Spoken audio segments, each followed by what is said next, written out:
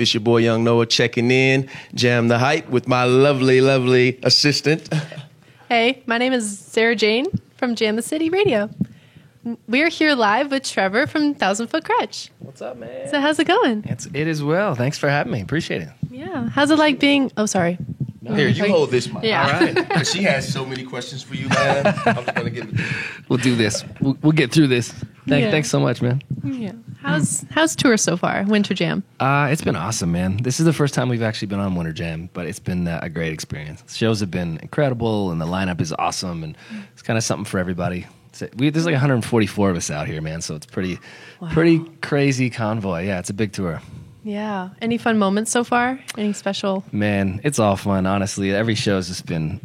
It's been a great way to connect with a lot of people at once, man, and get to see a lot of friends and familiar faces and meet a lot of new ones, you know. So I think overall it's been, you know, really exciting just to see what God's doing through this tour and just to be a small part of that. So Very cool.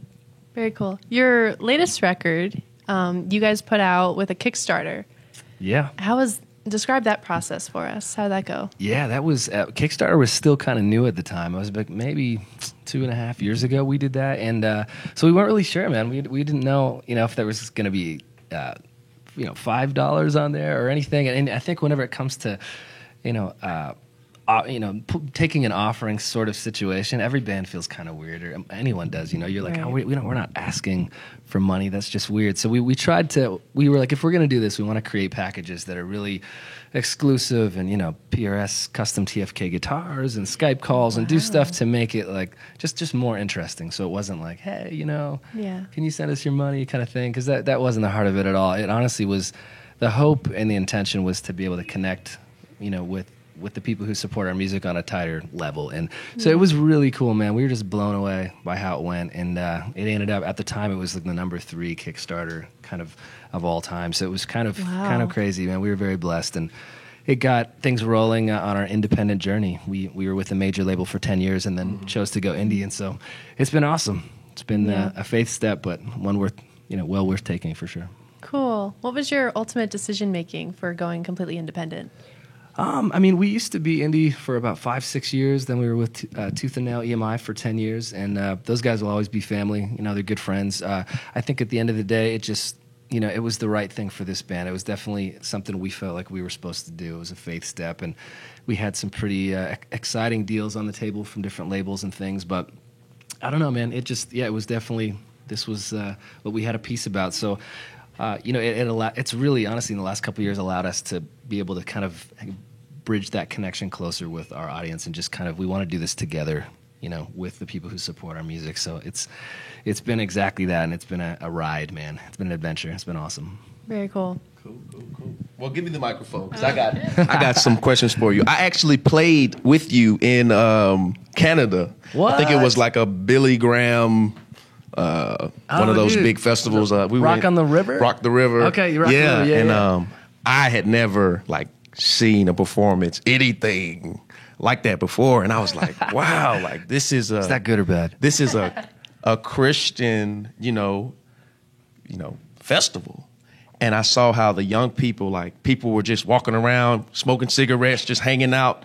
Like, you wouldn't even tell the difference between a Christian event and a secular event. And I think that it's so powerful that your music quality is that good, where it just draws people. They don't even know the content or anything, just off the style and the just the experience, the stage presence, the light show, the pyro, the whole thing. It was right just on, like, man. Thanks so much, dude. I was standing with people and they were just like, wow, like this is a Christian event. And I just think it's so dope that that's a compliment, man. That God has been able to give you that platform.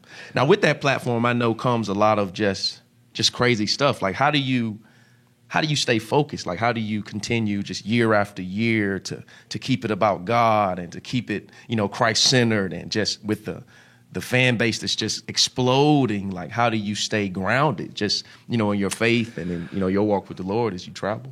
Man, I mean, firstly, honestly, thank you, because that's a huge compliment for us as believers. We just kind of, I don't know, man, we're very passionate about just the gifts that God gives us, using them to the utmost and trying to make whatever we all do, as one big family, kind of just taking the quality level to where it needs to be. We're very passionate about that, so that means a lot. So we appreciate that, man. And it's God's been so good and so faithful. Man, I think it's not. I think maybe the common misconception is that as an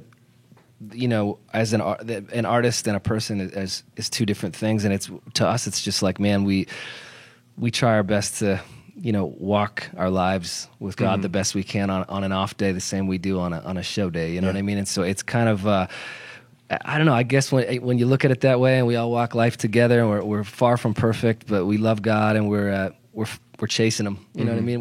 We want to get to know Him more every day, and I think that with that heart, it kind of keeps you in that place where you're in a constant realization that it's not about us, man. Yeah. And it never has been. We feel so fortunate and blessed to be able to step up there and get to play our music. So, man, I think I don't know, that perspective we're very thankful for, and we've been around a long time though. We've kind of so like as an artist, like how do you just stay motivated? After you've done this so long, like how do you just keep tour after tour, bus after bus, show after show, keep going? Dude, you have your moments, man.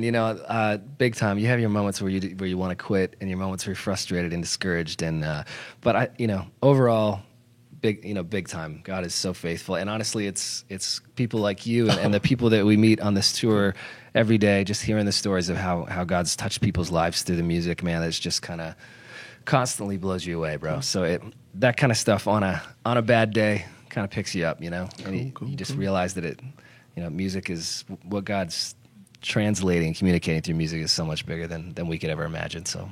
Awesome. I'm going to pass this mic back. Word. She has a request for Thank you. Oh dear. All right. So we at Jam the City love your Light Up the Sky single. Nice. Love it very much. And in this song, you scream quite nicely. I was wondering how you do that, and if you could show me how to properly scream. How to properly scream. Yes. That one's getting up there, man. I've actually had DJs ask me, this is a true story, on the radio. They're like, "So, dude, who's the female on this song? Like, who's your featured artist?" I was like, "Dude, there's nobody on this track." He's like, "That was you." I was like, "What the?" But it is it's pretty high, my man. I think it's definitely that sort of singing. Definitely is focused on the diaphragm and not singing from the throat. And you just got to go for it. Yeah. You got to be 100% committed, or it's not happening. Do you want to give us an example? It's not really an a cappella type moment, It's not, Save it. I think you're gonna have to come to the show tonight. I got 40 some other shows to play, so I gotta keep that We have moment. some water if you need it. Water's not gonna save you on that one. No, right, you're very sweet. You guys gotta come check it out tonight, man. That's what I'm saying. Yeah. Not trying to be that guy, just saying. Word. All right, last question. You guys have a new record coming out. Yeah. How is that different from your other records or the sound? Right now, it's kind of still formulating. Still writing every day out here in the back of the bus and at home in my studio, and still just crazy excited about these songs. Though it's a big idea. I can't tell you much more than that until we're gonna release the cover and the idea of it and the title and everything very soon. But definitely in 2014 we'll have a new TFK record, and I think every time we try to push our own boundaries. You try to push your limits and just kind of seek God on where this needs to go. And what He wants to say. But overall, it's kind of a natural progression, I would say. We're very excited about it. Very cool. Very cool. Well, thank you so much for coming out. Thanks for tonight. having me. Thanks, brother. Can you just tell Lovely. our people how to get in contact with you? Websites, Yes. Twitter? Yeah, absolutely, man. Yeah, thank you guys so much. We love you. If you want to check out TFK or all things TFK, we have a free app actually in the App Store, just full-blown just TFK app, and then 1000footcrutch.com. So check it out. Come hang with us, man. Love to see you soon.